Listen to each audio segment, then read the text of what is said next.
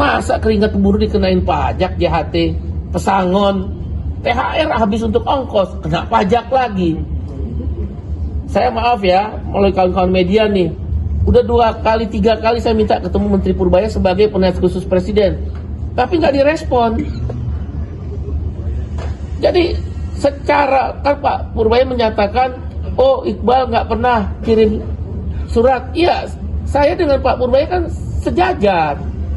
Karena saya minta ketemu sebagai penasihat khusus Presiden, bukan sebagai KSPI. Saya setingkat menteri, beliau menteri. KSPPB menolak pajak JHT. Itu tabungan sosial. Masa negara tega, orang nabung, keringatnya buruh, darahnya buruh, nabung, kemudian dipotong pajak yang 50 juta ke atas 5%, di bawah 50 juta 0%. Kata Menteri Purbaya 50 juta ke atas, 50 juta rupiah ke atas cuma di bawah 1%. Ya udah kalau gitu, kalau cuma sedikit orang, hapusin aja semua. Kan kita dalam keadaan yang tidak terlalu baik-baik saja situasi ekonomi. Nanti kalau ekonomi sudah membaik, silakan baru diskusi lagi. Jadi kita minta 0% pajak JHT, termasuk pesangon. Udah tahu pesangon pendapatan terakhir buruh, pekerja, karyawan, apapun statusnya ketika dia kehilangan pendapatan, masa masih dipajakin lagi. Termasuk JHT. JHT itu ketika kita nerima upah, kalau dipotong pajak PPh 21. Setelah itu kita bayar iuran. Masa iuran kita yang udah dipajakin kena pajak lagi? Ini kan berarti double pajak. Orang-orang kaya, pengusaha-pengusaha besar dapat tax holiday atau istilah pembebasan pajak atau pengurangan pajak. Tax amnesty, uang-uang haram yang triliun-triliunan tidak kena pajak. Masa keringat buruh dikenain pajak, JHT, pesangon, THR habis untuk ongkos, kena pajak lagi. Saya maaf ya, melalui kawan-kawan media nih, udah 2 kali 3 kali saya minta ketemu Menteri Purbaya sebagai penasihat khusus Presiden, tapi nggak direspon. Jadi secara kan Pak Purbaya menyatakan, oh Iqbal nggak pernah kirim surat. Iya, saya dengan Pak Purbaya kan sejajar. Karena saya minta ketemu sebagai penasihat khusus Presiden, bukan sebagai KSPI. Saya setingkat menteri, beliau menteri. Maka bukan seperti seseorang yang di luar pemerintahan, sama-sama pemerintahan kan. Kalau di luar pemerintahan bolehlah pakai surat audiensi, surat silaturahmi. Kalau perlu kita bikin yang Mulia Paduka Purbaya, itu boleh. Ini kan sesama pemerintah. Maka kami, asisten saya menelpon ke asisten beliau. Jadi saya luruskan dulu, jangan dibilang saya nggak kirim. Saya sangat peduli karena Presiden Prabowo peduli kepada buruh. Karena Pak Prabowo itu sangat ingin rakyatnya, khususnya buruh, sejahtera. Maka kita telepon dan asistennya sudah terima.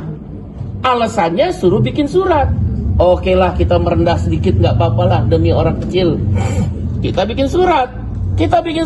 Jawabannya lagi di luar kota. Ah, ini mah menghindar aja lah. Melalui kesempatan Pak Purbaya, kita kan sama-sama pemerintah. Udahlah, jangan menghindar begitu. Ya, kita ingin negeri ini maju. Kita ingin pajak sebagai tulang punggung, tapi tidak boleh membebani orang kecil ketika ekonomi mungkin belum begitu membaik. Pak Presiden Prabowo kan sedang mengejar pertumbuhan ekonomi 8%. Nanti kalau udah membaik, mari kita diskusikan lagi tentang pajak tersebut. Keramik, TPT, tekstil dan produk turunan yang diklaim 55.000 akan PHK, tidak benar. Itu sudah kita bertemu lagi dan intervensi kebijakan dari Presiden. Gas industri non subsidi sudah diturunkan. Tadinya mintanya $16 US dollar per MMBPU, tapi oleh Presiden diturunkan lebih kecil lagi. Mintanya pengusaha 16. Presiden memutuskan 13 US dollar per MMBPU. Dengan kebijakan ini, maka gas industri non subsidi menjadi turun, cost production, ongkos produksi turun, di industri granit dan keramik dan tidak ada PHK. Yang nggak bisa dihindari PHK di Granito. Granito itu dia terjadi PHK karena diversifikasi usaha. Dia nggak mau main lagi di keramik. Dia fokus misal di asbes dan produk-produk lainnya. Sedangkan industri keramik dan granit lainnya tidak terjadi PHK. Jadi tidak benar akhirnya dengan pendekatan penurunan harga gas terjadi PHK yang berpotensi di 55.000 karyawan tersebut. Demikian ya kan? Kenapa orang miskin atau orang tidak mampu tidak dibebaskan pajak? Kecil lagi nilainya. Nah, ini tentang keadilan. Dan jangan menghindar bilang keluar kota. Kita tahu kok Pak Purbaya ada di Jakarta. Kenapa yang bilang keluar kota? Kemudian sikap terhadap TikTok dan Tokopedia. KSPPB berpendapat TikTok harus tanggung jawab. Kalau saya nggak salah ya, kalau saya salah tolong dikoreksi. TikTok sudah mengakuisisi Tokopedia beberapa waktu yang lalu sebelum sekarang ini. Kalau nggak salah dia memberikan valuasi 1,5 miliar US dollar. 1,5 miliar US dollar. Saya aja nggak tahu nolnya berapa tuh 1,5 miliar US dollar. Nah, kita mau lihat hubungan kerja antara Tokopedia yang mendapat valuasi suntikan 1,5 miliar US dollar dari TikTok, perusahaan raksasa dunia ini, kemana uangnya? Apakah karyawan yang di PHK 1.250 orang ini dapat nggak hak-haknya, upahnya, status hubungan kerjanya, pesangonnya, uang penghargaan masa kerjanya? KSPPB berpendapat TikTok harus membayar hak-hak karyawan daripada Tokopedia. Dalam tugas saya sebagai penasihat khusus Presiden bidang ketenagakerjaan dan kesejahteraan buruh, terkadang saya tidak harus langsung ke Presiden, berkoordinasi dengan Pak Mensesnek, dan kalau pada pimpinan DPR saya berkoordinasi dengan Bang Dasko. Saya sudah laporkan.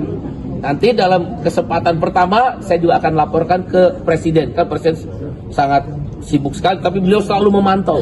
Saya pasti sampai karena saya membuat presidential brief. Jadi sebagai PKP, istilahnya penasihat khusus Presiden, itu ada presidential brief. 1 minggu, ada bulanan, ada mingguan, ada bulanan. Insya Allah sudah sampai.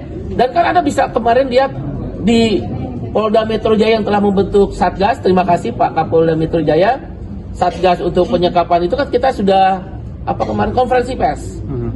Dan langkah-langkah penanganan sudah dilakukan. 7 tersangka sudah ditangkap, ya, dan perlindungan kepada Tegar dan kawan-kawan juga sudah dilakukan, termasuk penasihat hukumnya, dan semua biaya yang terkait dengan kalau ada pengobatan traumatik kemarin baru dengan psikiater dari Bitdokes Polri dan psikologis Polri itu penanganan itu sudah turun, dan bahkan kepada mereka kita tawarkan pekerjaan sebagai PKP saya ya. Demikian. Tapi kan 3 buruh ini Pak dilaporkan balik oleh ya, pemiliknya betul, Pak. Nah betul. Ini tanggapan buruh seperti apa Pak? Lawan. Apa urusannya? Dia yang menindas, dia mau ngelapor-lapor kita. Saya udah bilang sama pengacara dan 3, jangan takut. Ada backing kita lawan. Saya kasih tahu ya. Kamu yang jadi backing orang yang menyekap, kamu berhadapan dengan negara. Saya kasih tahu ya. Dan Pak Presiden nggak suka dengan cara-cara backing terhadap rakyatnya. Pak Presiden itu cinta sama rakyatnya. Demikian. Tokopedia sudah diakuisisi oleh TikTok. Saya mendengar informasi, baru mendengar bahwa Tokopedia justru dibalikan ke Cina. Karena kan dia punya jaringan digitalnya luar biasa. Oleh karena itu pemerintah harus hadir. Kebetulan, sekarang ganti baju lagi saya. Penasehat khusus Presiden bidang ketenagakerjaan dan kesejahteraan buruh. Besok saya mau ke TikTok. Saya nggak peduli diundang nggak diundang, saya datang. Besok saya mau datang. Kalau teman-teman media mau meliput, silakan kita datang di PT Beats Dance. Besok jam 10 pagi. Saya mau datang ke kantor manajemennya. Kalau nggak dibukain pintu, ya saya berdiri aja depan pintu TikTok, pusing-pusing amat. Yang penting negara harus hadir. Kenapa TikTok mem-PHK karyawan Tokopedia setelah mengakuisisi dan memindahkan Tokopedia ke Cina. Dia punya marketplace-nya. Bisnis harus bisnis menguntungkan, ya, tapi jangan merugikan anak bangsa dong. Tokopedia kan sudah besar, dia punya jaringan marketplace-nya. Satu-satunya milik anak bangsa kita kan Tokopedia. Dan jangan orang yang udah kerja tahunan dibuang begitu saja. Jangan-jangan ini sedang memakan marketplace yang lain. Bagaimana perlindungan negara? Apalagi sekarang sudah ada, bulan Juni yang lalu sudah diresmikan konvensi ILO, International Labour Organization, atau ILO Convention nomor 193 tentang perlindungan pekerja digital platform. TikTok dan Tokopedia adalah pekerja digital platform, sehingga kita bisa menggunakan TikTok kan multinational company. Kita akan menggunakan pasal di dalam ILO Convention. Kalau enggak, kebetulan saya juga orang internasional di Serikat Buruh dan di ILO Governing Body saya pernah 3 periode. Saya akan menggunakan kekuatan saya untuk mengkampanyekan TikTok kalau sekali lagi jangan salah kutip, tidak membayar hak-hak buruhnya. Dan ini berlaku kepada semua perusahaan-perusahaan digital platform yang sekarang nggak bisa main-main lagi, yang beroperasi di satu negara harus ikut ILO Convention nomor 193, nomor 193. Itu sudah ada perlindungannya. Nah, makanya besok saya mau datang ke TikTok, Tokopedia di apa itu di Kuningan ya, pokoknya PT apa itu tadi, saya aja lupa, BitDance di Millennium ya, di Millennium Setiabudi.